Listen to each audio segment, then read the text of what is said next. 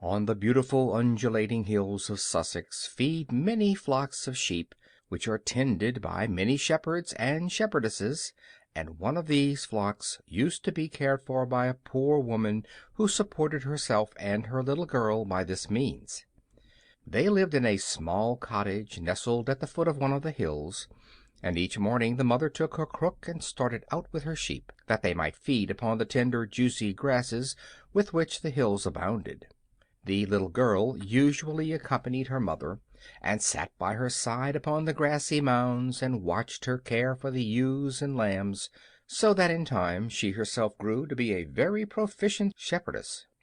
So when the mother became too old and feeble to leave her cottage, little Bo-Peep, as she was called, decided that she was fully able to manage the flocks herself.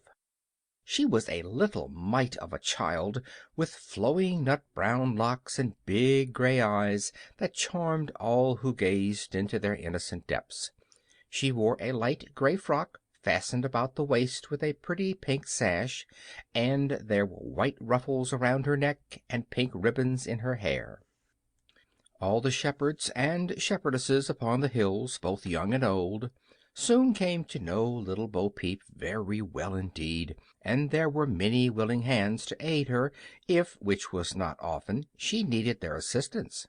Bo-Peep usually took her sheep to the side of a high hill above the cottage, and allowed them to eat the rich grass while she herself sat upon a mound, and laying aside her crook and her broad straw hat with its pink ribbons, devoted her time to sewing and mending stockings for her aged mother.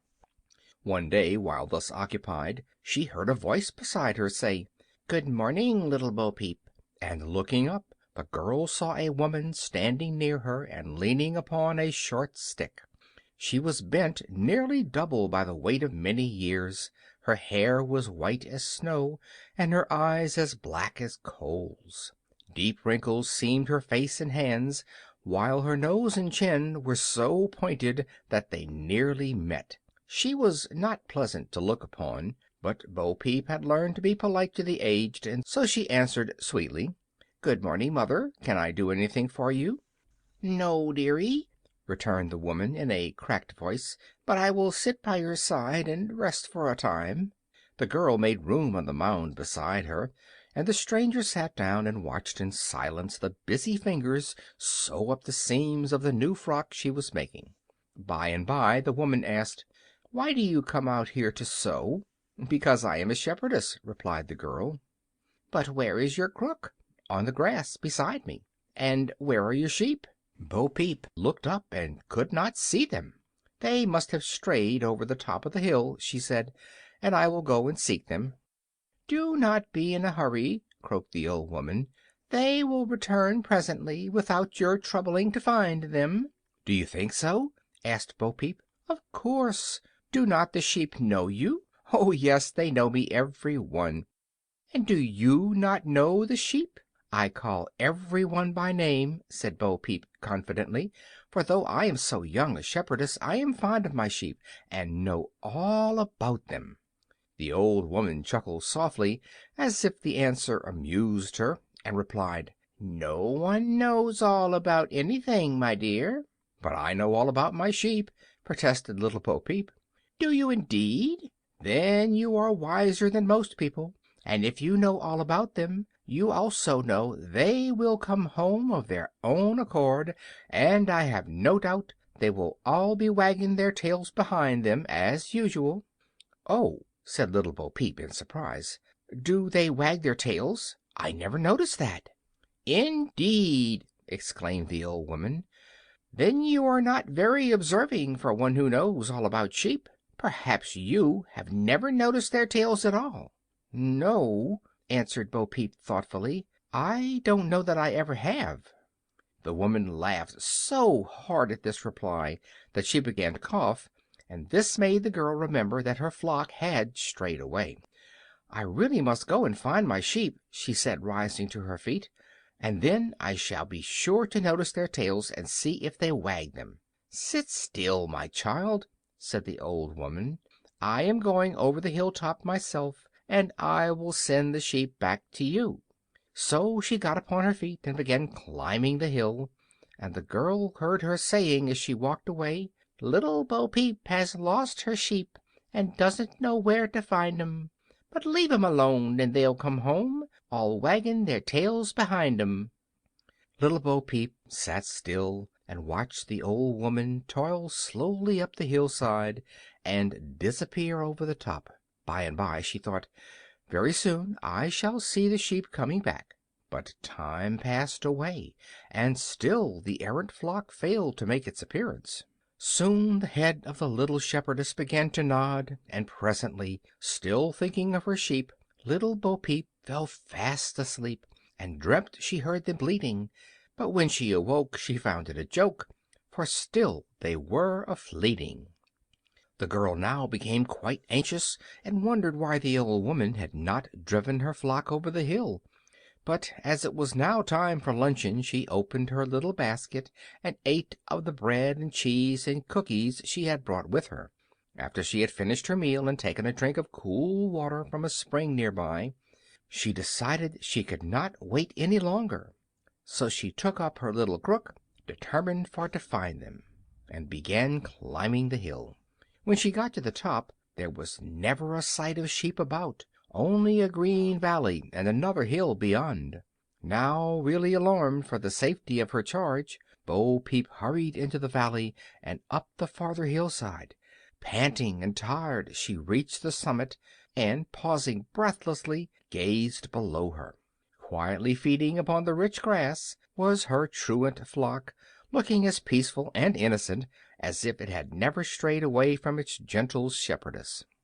Bo-Peep uttered a cry of joy and hurried toward them, but when she came near she stopped in amazement and held up her little hands with a pretty expression of dismay. She had found them indeed, but it made her heart bleed, for they left their tails behind them. Nothing was left to each sheep but a wee little stump where a tail should be, and little Bo-Peep was so broken-hearted that she sat down beside them and sobbed bitterly. But after a while the tiny maid realized that all her tears would not bring the tails back to her lambkins. So she plucked up courage and dried her eyes and arose from the ground just as the old woman hobbled up to her. "So you have found your sheep, dearie," she said in her cracked voice. "Yes," replied little Bo-Peep, with difficulty repressing a sob. "But look, mother, they've all left their tails behind them." "Why, so they have!" exclaimed the old woman, and then she began to laugh as if something pleased her. "What do you suppose has become of their tails?" asked the girl. "Oh, some one has probably cut them off. They make nice tippets in winter time, you know." And then she patted the child upon her head and walked away down the valley. Bo-Peep was much grieved over the loss that had befallen her dear sheep, and so, driving them before her, she wandered around to see if, by any chance, she could find the lost tails. But soon the sun began to sink over the hilltops, and she knew she must take her sheep home before night overtook them. She did not tell her mother of her misfortune, for she feared the old shepherdess would scold her, and Bo-Peep had fully decided to seek for the tails and find them before she related the story of their loss to anyone. Each day for many days after that, little Bo-Peep wandered about the hills seeking the tails of her sheep, and those who met her wondered what had happened to make the sweet little maid so anxious. But there is an end to all troubles, no matter how severe they may seem to be, and it happened one day, as Bo-Peep did stray upon a meadow hard by, there she espied their tails side by side, all hung on a tree to dry. The little shepherdess was overjoyed at this discovery, and reaching up her crook she knocked the row of pretty white tails off the tree and gathered them up in her frock. But how to fasten them onto her sheep again was the question, and again pondering the matter for a time she became discouraged, and thinking she was no better off than before the tails were found, she began to weep and to bewail her misfortune. But amidst her tears she bethought herself of her needle and thread. "Why," she exclaimed, smiling again, "I can sew them on, of course. Then she heaved a sigh and wiped her eye, and ran o'er hill and dale o, and tried what she could, as a shepherdess should, to tack to each sheep its tail o. But the very first sheep she came to refused to allow her to sew on the tail, and ran away from her, and the others did the same, so that finally she was utterly discouraged. She was beginning to cry again when the old woman she had met before came hobbling to her side and asked, "What are you doing with my cat tails?" "Your cat tails?" replied Bo-Peep in surprise. "What do you mean?" "Why, these tails are all cut from white pussy cats, and I put them on the tree to dry. What are you doing with them?" "I thought they belonged to my sheep," answered Bo-Peep sorrowfully, "for if they are really your pussy cat tails, I must hunt until I find those that belong to my sheep." "My dear," said the old woman, "I have been deceiving you. You said you knew all about your sheep, and I wanted to teach you a lesson, for however wise we may be, no one in this world knows all about anything. Sheep do not have long tails. There is only a little stump to answer for a tail. Neither do rabbits have tails, nor bears, nor many other animals. And if you had been observing you would have known all this when I said the sheep would be wagging their tails behind them, and then you would not have passed all those days in searching for what is not to be found. So now, little one, run away home, and try to be more thoughtful in the future. Your sheep will never miss the tails, for they never had them." And now little Bo-Peep no more did weep. My tale of tails ends here. Each cat has one, but sheep have none, which, after all, is queer.